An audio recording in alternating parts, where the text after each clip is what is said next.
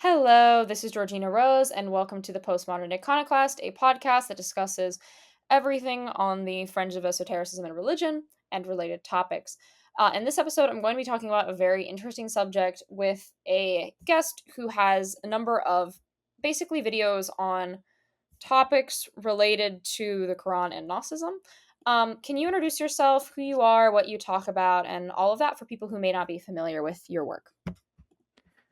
Yes, hi, the viewers. My channel is called Gnostic Quran, and the channel major goal is to demonstrate how closely the Quranic vocabulary resembles some Gnostic tradition, in particularly the Mesopotamian, Syro-Mesopotamian Gnosticism, Manichaean and Mandean traditions, but also, well, the Jewish traditions. I'm not skipping that one because I think studying the Talmud is some sort of a prerequisite step to understand the development of inner Jewish Gnostic tradition, because I myself held the belief that what we at least witnessing uh, as something being framed as Sethian Gnosticism is a pure Jewish traditions, but the ones who got separated from more robust, more literalistic movements within the Judaism for several reasons. And Quran itself shows affinity to some of this Gnostic materials.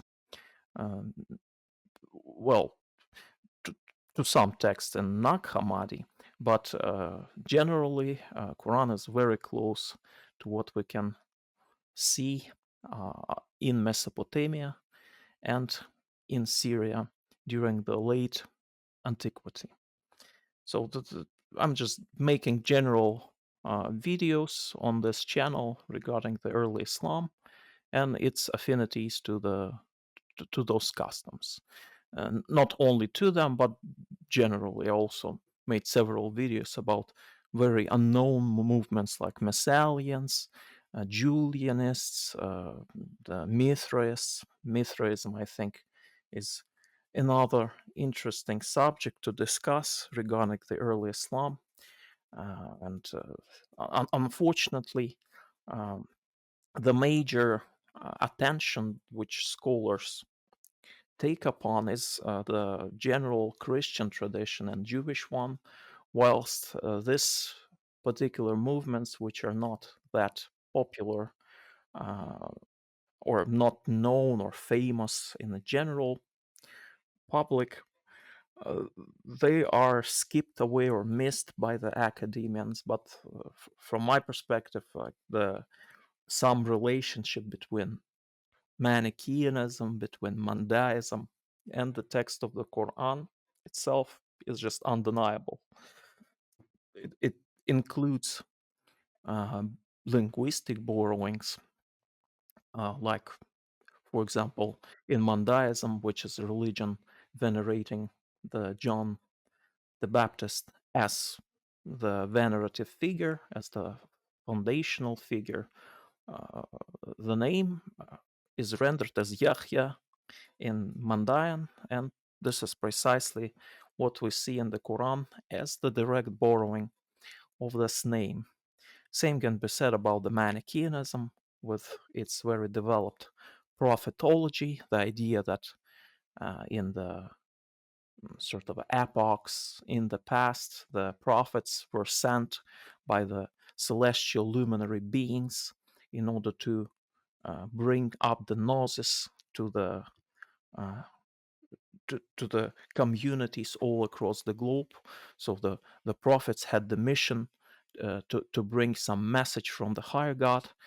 This idea can only be seen in this particular tradition prior to Islam, and Islam just adopts this prophetology to its own unique uh, tradition, which much closer affiliated to Judaism, but nevertheless, uh, I mean, such theological development is inconceivable within Judaism or Christianity, and I mean, it's a very poor idea to think that only these two particular religions shaped the uh, early Islamic theology. But today we wanted to discuss more about the paganism, and obviously the book itself written in Arabic, and we must find something among the Arabs, and this is a sort of a trap everybody is in. Any universal religion is not truly universal when it is spoken, because something spoken, something pronounced, is already something local, something daimonic, something pagan. It's inevitable, because to convey something, you already must be embedded within specific linguistic matrix, and this linguistic matrix is formed in usually in a very ancient times, where all ancient pagan deities were quite real and not dead, as Apostle Paul claimed that the foreign deities are non-existent one, right? There is only one God, and the other deities truly do not exist, which later on obviously would be taken by the Muslims as the Shahada, as the part of the proclamation of faith, La ilaha illallah. There is no gods, but only one true God, Allah. And well, the Allah. Our earliest safe indications of existence of individual deity by the name Allah are inscriptions in the various ancient North Arabian dialects, such as the Adanitic, Safavitic, which receives a lot of attention among the scholars recently because, well, um, some grammatical rules of this language are closely related to what we see in the Fusha Arabic, in the classical Arabic. And at least some epigraphic instances of this word occur in the context where the term must designate a specific pagan individual deity. So we are just talking about the technical term which is used to refer to the identifiable for the temple worshippers, the deity of the temple. And there were many of such deities in northern Arabia, at least, like very famous Ruda, female deity, Allat, Nasr, or Dushara, the deity of a Nabatean pantheon, which in late antiquity was already merged, well, due to the Roman conquests, with Zeus, which I think is a very important step, right, towards the monotheism. You have to have the idea that, well, actually, the foreign deities uh, of like other cultures have some affinities to your own pantheon.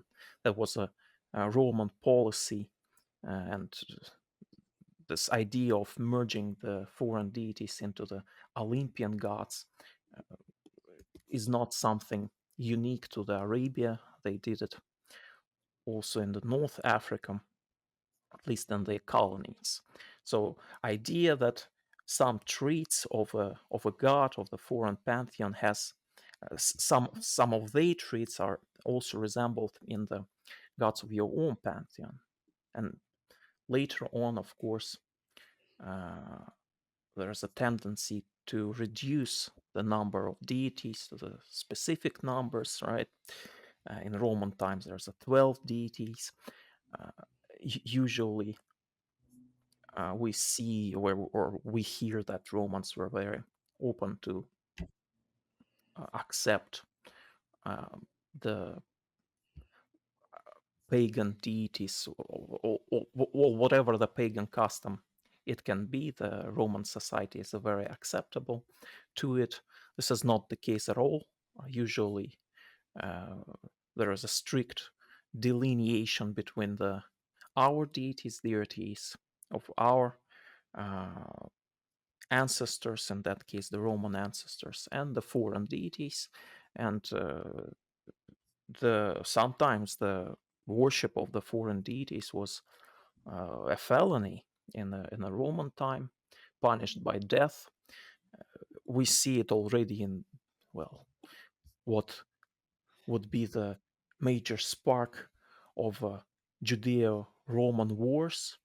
Um, for example, the Seleucid emperor Epiphanes, Antiochus, who desecrated the Jewish temple.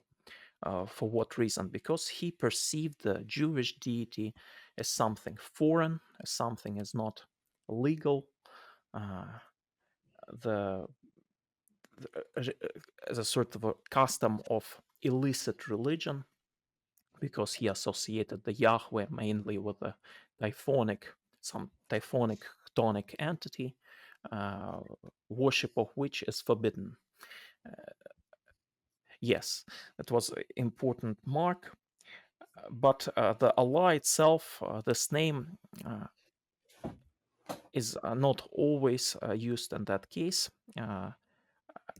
There's a big question regarding whether it was pronounced in the same fashion as it's in Arabic, with a specific gemination of the letter Lam, Allah, and bilingual inscriptions in Arabic and Greek. There's a lot of such materials, again, because the overall Arabic culture was, um, well, Hellenized in some way, way before Islam emerged as a separate religion. And in this particular inscriptions, indeed, the name Allah occurs in the same way it occurs in the modern Arabic, like, for example, it can be deduced from the Greek names as they are spelled as Abdallahs with a gemination. Allah wasn't, as a separate deity, a prominent cultic deity, and it was a rather mysterious and rarely mentioned entity, existing alongside other more established and regionally rooted deities. Well, in terms of the Arabic pantheon, there was sort of a shift towards, for some reason, the female deities, uh, specifically Allat, which is the feminine form of the same term, Allah. And people would ask Allah for general stuff like any other deities, for things like rain, safety, valuables. And in contrast to the standard late antique Jewish and Christian beliefs, pagan adherents didn't conceive him as resurrecting the dead or sitting an eschatological judgment, which would be appropriated in Islam precisely from, well, these two traditions, Judaism and Christianity. Yeah, so one of the big questions I wanted to ask you is when people are discussing pre Islamic Arabia, one of the big things that I've seen come up is there seems to be this increasing I guess, argument from people that in that region where Muhammad was living, that there were a lot of these heretical Christians. And so there seems to be this kind of debate about is the influence more pre-Islamic pagan or like these various heretical Christian cults in the area? And it seems like scholars are trying to say that there were more of those Christian cults than previously believed. What's kind of going on with that whole discussion, and where does the kind of truth with it lie? Yeah, that's sparked a big controversy, right? Because sort of a modern archaeological evidence seems to pointing out the idea that pre-Islamic Arabia, at least by the time of Islam appears on the political stage, wasn't so pagan. It was already Christianized. or Judaized, at least in some portions of the North Arabia, and that tend to contradict what we see in the Quran, where the Quran openly discusses at least this famous female trinity of gods, Allat, Manat, and Uzza, with the mushrikeen, with the idolaters, and seems like, well, at least by the time of the early 7th century, the customs, the pagan traditions venerating these deities were already died out. And well, I myself never found a sufficient answer to this problem regarding the heretical Christians. It might be a case. Generally, Arabia was a sort of a place of rescue for uh, Christians who were branded as heretical by two major churches, two major Orthodox churches, Orthodox Church of the East, if we can say that, of Roman Empire, and also Orthodox Church of the Persian Empire, which inevitably led to the even schismatic movement within what we know as the Orthodoxy, right? The Nestorian Monophysite split till this day is not resolved. We have Armenian, Ethiopian, Coptic churches still not recognizing the Halkidon, and likely not recognizing it because of the Persian influence. Because in Persia, the specific diaphysitic Christology was popular compared to what we see in the East, and Rome generally tried to somehow manage to smooth out the disagreements between these two major schools developed separately, Antiochian school and Alexandrian one. And all these pagans, or I'm sorry, all these heretical Christians, they, if something being declared heretical, were persecuted by the church authorities, and usually, in order to preserve their own beliefs, they fled to some safe havens, and Arabia was definitely one of the place of such safe haven. Uh, but you can see some glimpses of that.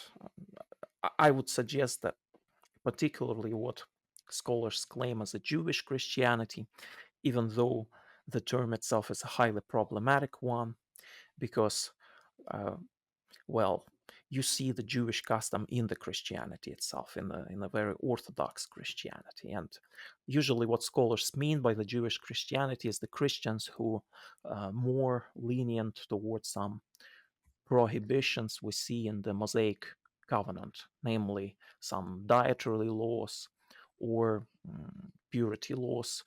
But generally, what Ebionites followed as they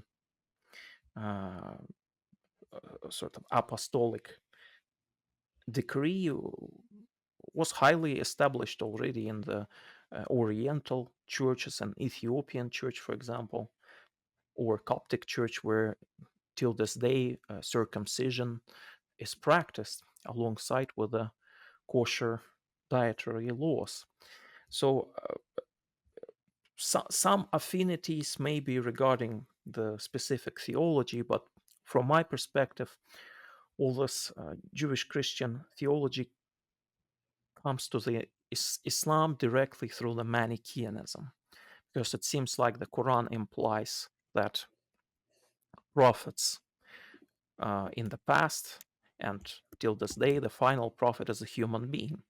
This is highly rejected by the Ebionites, for example, by the Alkazites. They believe that prophet is a celestial divine being which communicates without without the need for this being to be incarnated. In Manichaeism, this divine being is presented as a Neoplatonic nous, and that was the move of the prophet Mani himself. That's why he himself called himself Mani.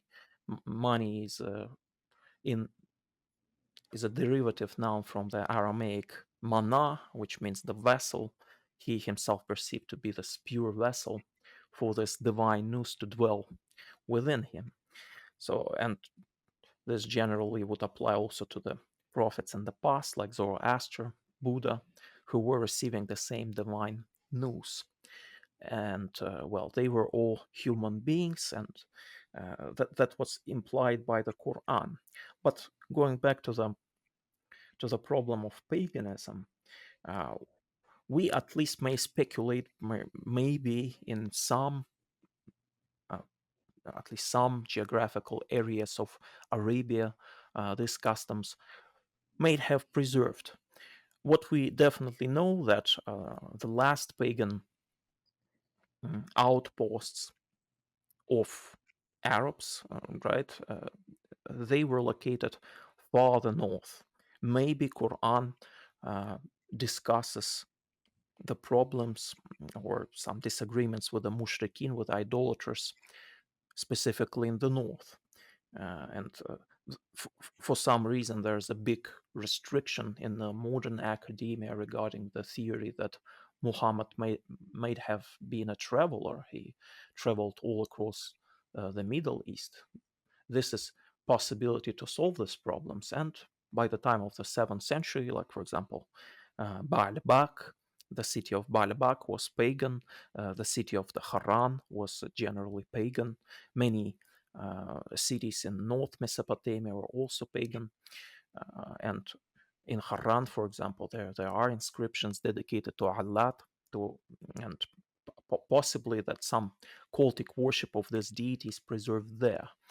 We at least didn't find yet something like this in Arabia itself, but maybe in the future the archaeologists will unravel maybe some 7th century cultic inscriptions. It's entirely plausible. Yeah, so one thing I was curious about is in Rome at that time, the polytheist of Rome, they're very at this point very Platonist in their outlook, and we are aware that they, obviously interacted very heavily with the North Arabian pagans. And I was wondering if perhaps because of this kind of geographical closeness, there might be a somewhat like Platonist influence on what would come out of Islam. Because I know some people have argued various Platonic type things. What are your thoughts on how that might play a role in this conversation? Well, we know, for example, that Origen, who was a Platonic Christian, and his whole theology, I think, is just undeniably Platonic, um, was traveling to the Arabia like in the 3rd century, made a deal with the Arab emperor Philip the Arab, who was a Roman emperor at that time. So it's entirely plausible that at least in western parts of the Arabia there was a Platonic influence. That's de facto why they were monophysites before the Islam, right? Because there were two major Arabic kingdom affiliated either with the Rome or with the Persia.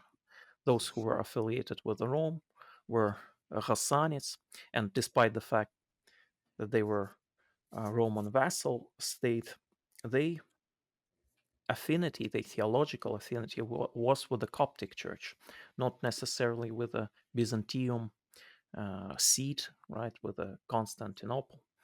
Uh, and there were Lakhmid state, which was affiliated with the Persia, and Persia itself was, at least in the periphery, much more tolerant towards the various expressions of the Christianity.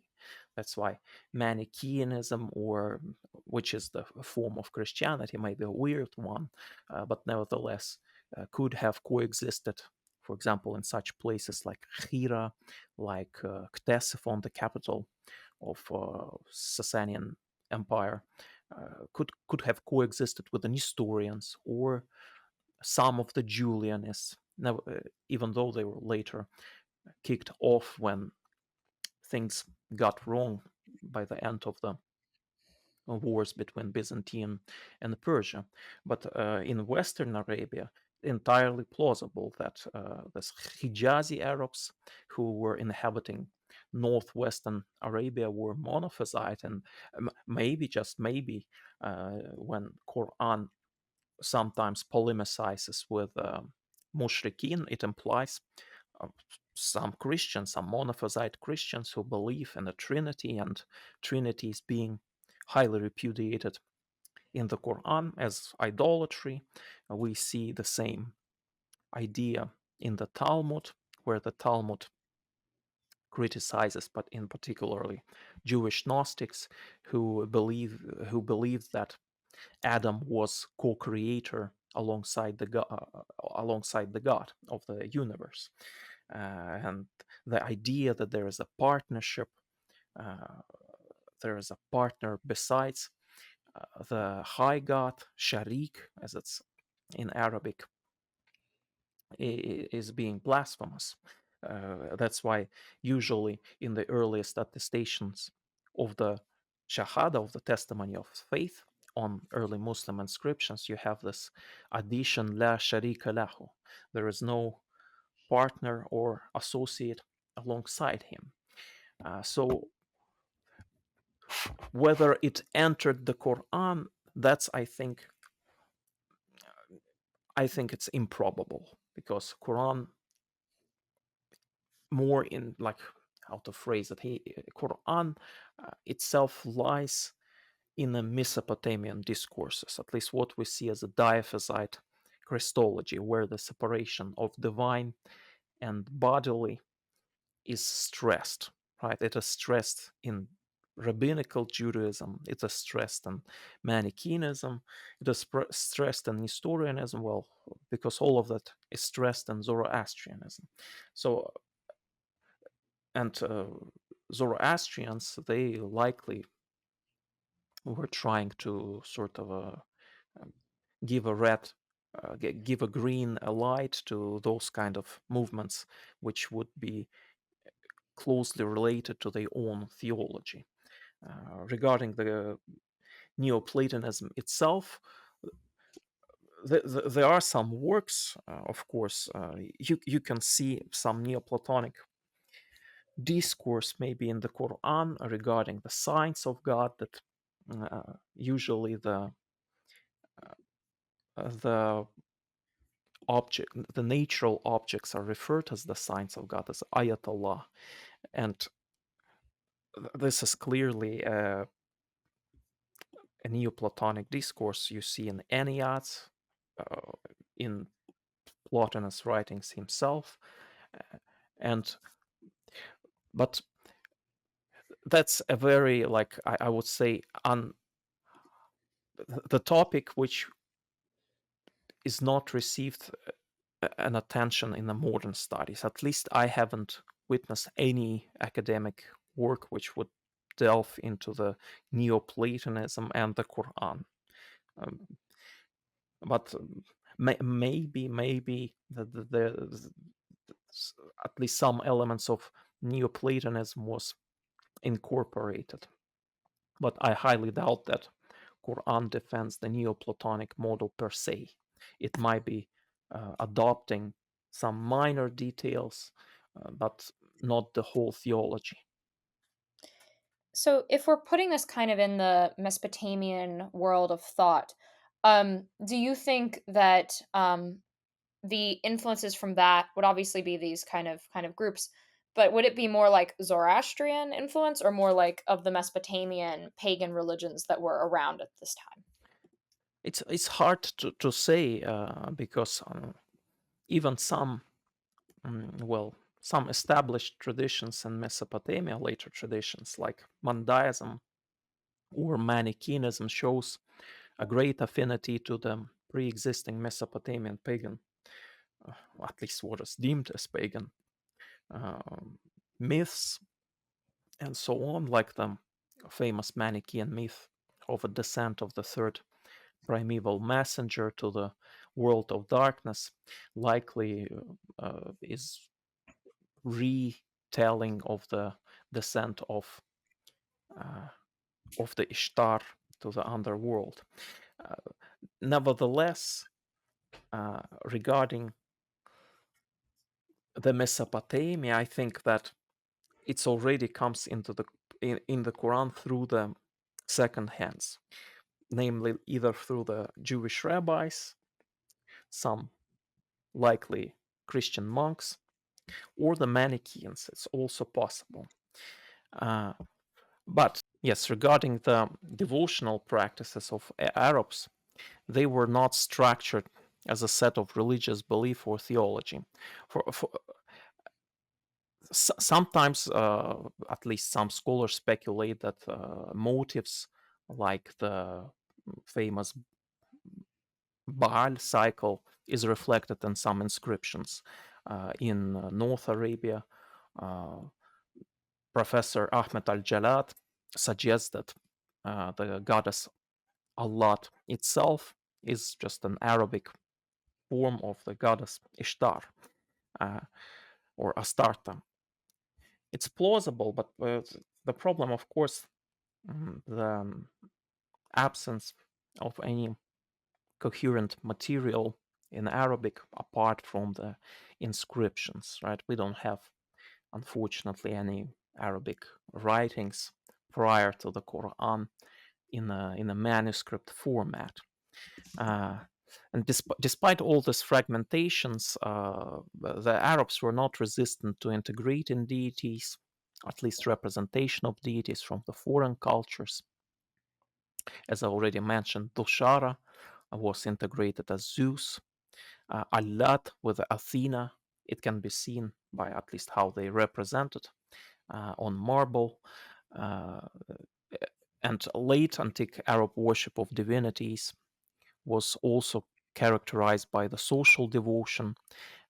Sacrifices played an important role, perhaps central role, and especially in the desert, such sacrifices were seen as a heroic act because, well, the food supplies were the most important thing in the desert.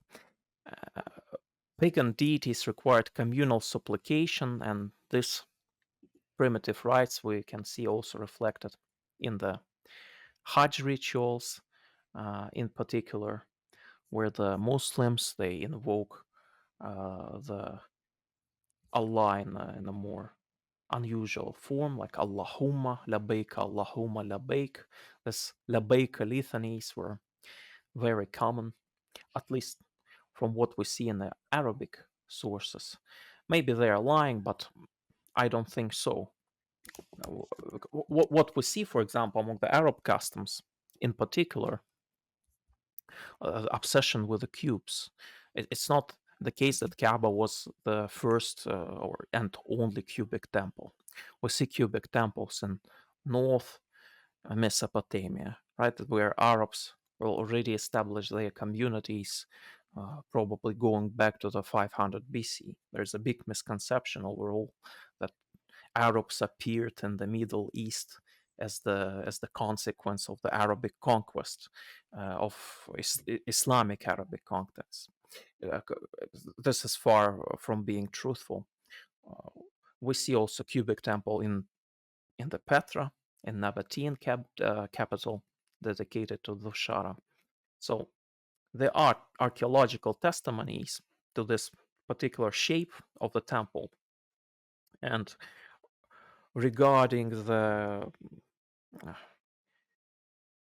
what to what god the temple itself is dedicated, various different ones. So, for example, in Hatra, the cubic temple was dedicated to the Aramean Mesopotamian god Shams, which is, well, the sun deity. In the Petra, it was dedicated to Dushara, which serves the same archetype as the Greek god Zeus. So mm, practices were not homogeneous, and mm, getting back to the sacrifices, what is interesting that Arabs practice, at least Arabs of the North Arabia, practice the full animal sacrifices, which was already something somewhat repleted practice in Roman in the Greek-Roman world, right? That's why you have all this myths trying to explain away this practice being redundant by the time, at least when Hesiod writes the myth of the Prometheus uh, as a means to explain away why only bones and fat is being dedicated to the deity and not the full animal. Uh, sort of a, like old school practice we also see in, well, in the biblical writings,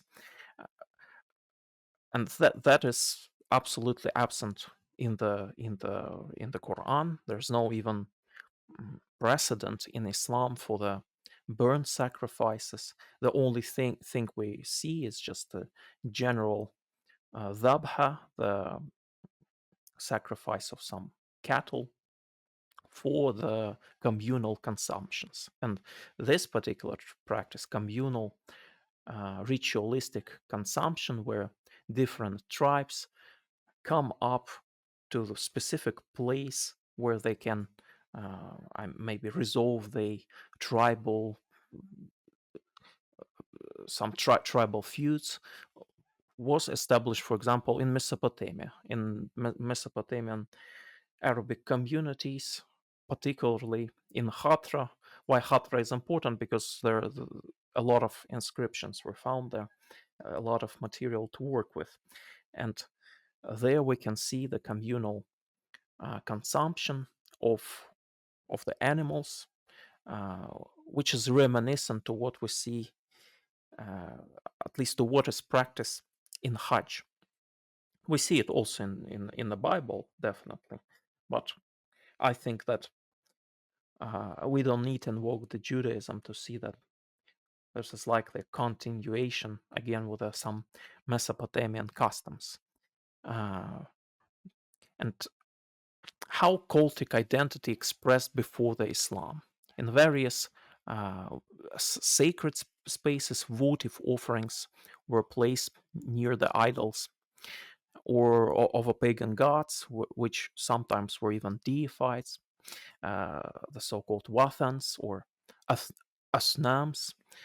For instance, in the Muslim chronicles, we can hear that Meccan Kaaba and uh, temples at Qaryat al-Fo, this is the oasis in the south of Arabia, had the idols in particular. These offerings included the swords, like those, as it's retold by Tabari, as far as I remember, brought up by the Jafnid king, by the North Arabian king to the Arabic female deity Manu. And sometimes these sacred spaces were referred to, at least in Nabatea, as masjids, which is important because this is identical term applied in Arabic for the mosques. And yeah, these structures were considered sometimes as the house of gods, Beit Allah. Uh, Roughly the same terminology we can also see in, well, in the Bible, with the famous Beitels, uh, and various of these Beitels were found all across the Middle East. And stone stelae, altars, worked and unworked one, anthropomorphic or maybe sometimes even iconoclastic, were seen as the animate objects, akin to the Greek unworked stones in the ancient times. Well, this custom preserved in Islam with the famous case of the black stone, despite the fact that Muslims are first to accuse everyone of being idolaters. This idolatrous practice is in the heart of the Islamic practice. In fact, the Hajj itself is the wajib, is something which every Muslim must at least fulfill during his life, to visit the Mecca and uh, well, as the Hajj ritual itself suggests, to kiss the black stone, uh, a vestige of pagan practices of the Arabia. Yeah, so one thing I was curious about is I see the name Rahman used referred to a lot, but in some writings I've seen that referring to one of the gods of South Arabia. What's going on with that situation? Yes, the deity itself speculated by the scholars to be a uh, attempt of the Jews to sort of proselytize in the South Arabia and establish form of monotheistic cult worship, even though Rahman uh, attested alongside the other pagan deities in the well in the kingdom of Himyar, which by the what was this time by as far as I remember, by the 4th century, it was established as the Jewish kingdom, alongside with other pagan deities like the Shams. Interestingly, that in Arabia there is inversion that the deity, the sun deity, is the feminine one. It's a very rare trait, and I would say like a mark of a specific Arabic paganism. But the term itself also appears in the Talmud, Rahman, reflecting sort of a female aspect of the androgynous godhead of the Judaism. This god in Judaism is androgynous, both female and male, and male aspect referred in the Talmud as Rahmana, female as Rahum, and likely this is what inspired the Quran to adopt this pair in the Quran as a basmala, as Bismillahi ar-Rahman ar-Rahim, in the name of the God who is Rahman, merciful female, and Rahim, a merciful male. At least that's how it's been explained in various Sufi treatises.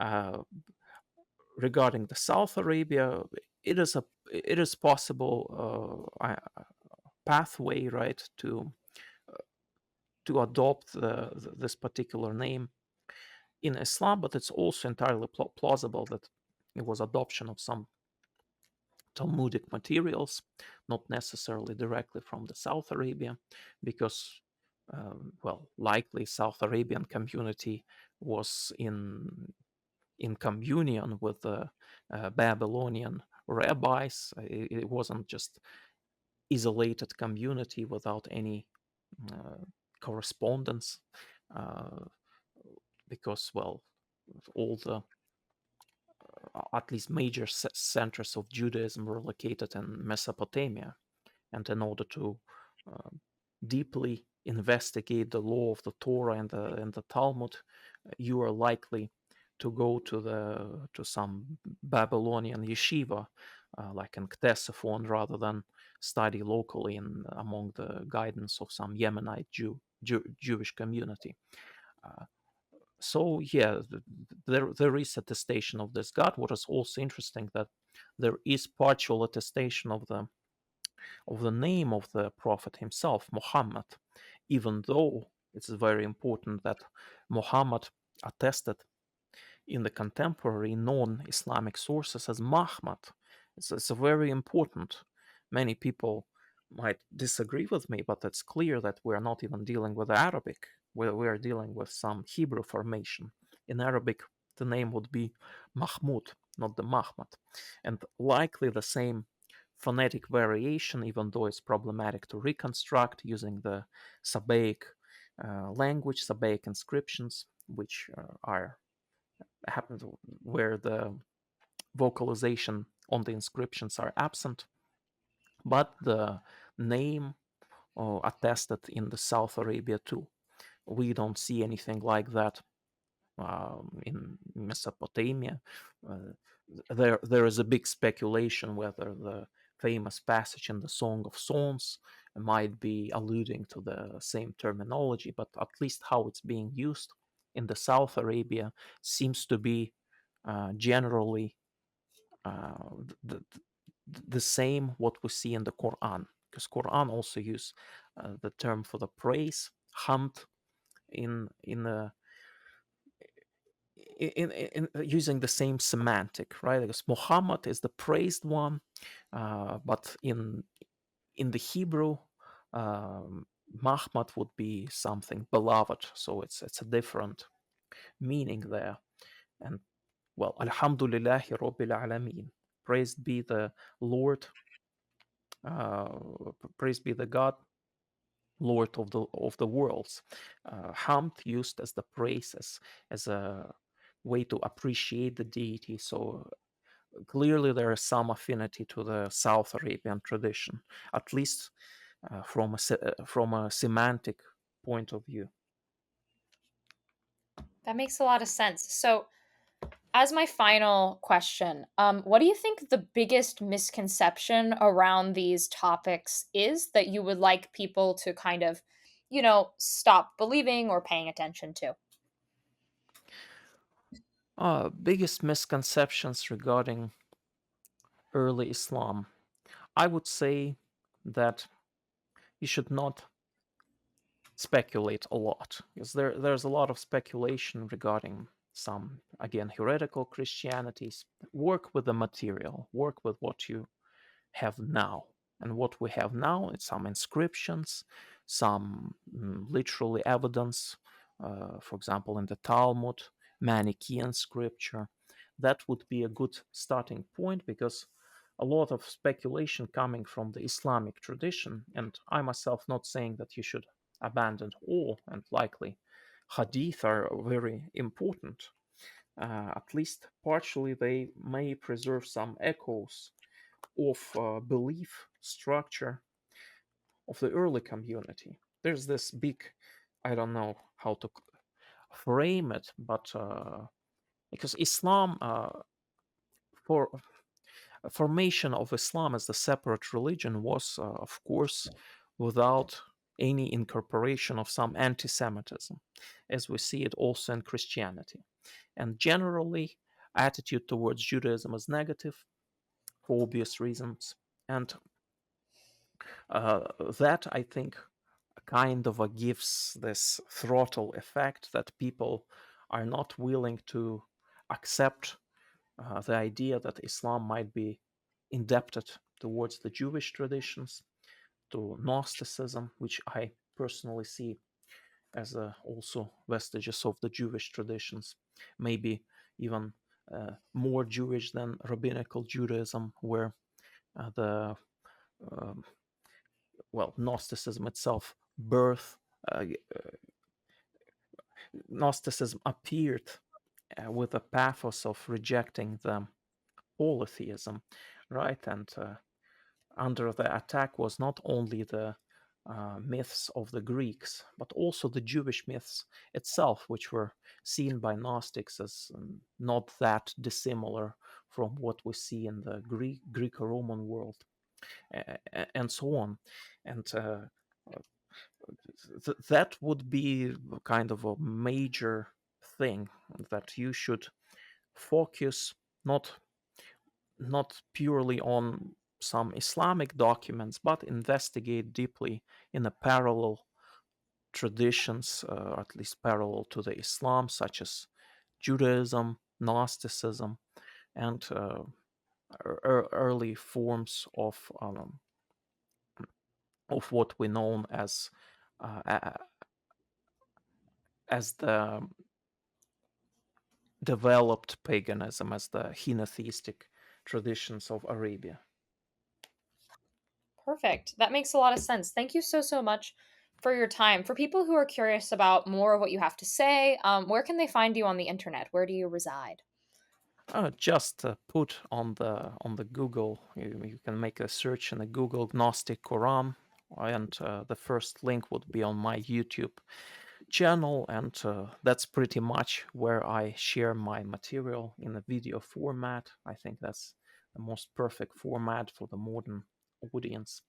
Yeah, that would be the place where you can find me. Perfect. Thank you so, so much for coming on.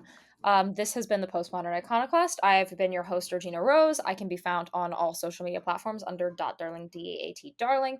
If you are interested in continuing to support this podcast, you can join our Patreon where you will get a pre-show episode, which is a little solo mini episode I record before every show. Extra episodes 8 times a year, and all sorts of fun little bonus things. Thank you so much for listening. Have a great day, afternoon, mid morning, mid evening, whatever time it is, wherever it is you are.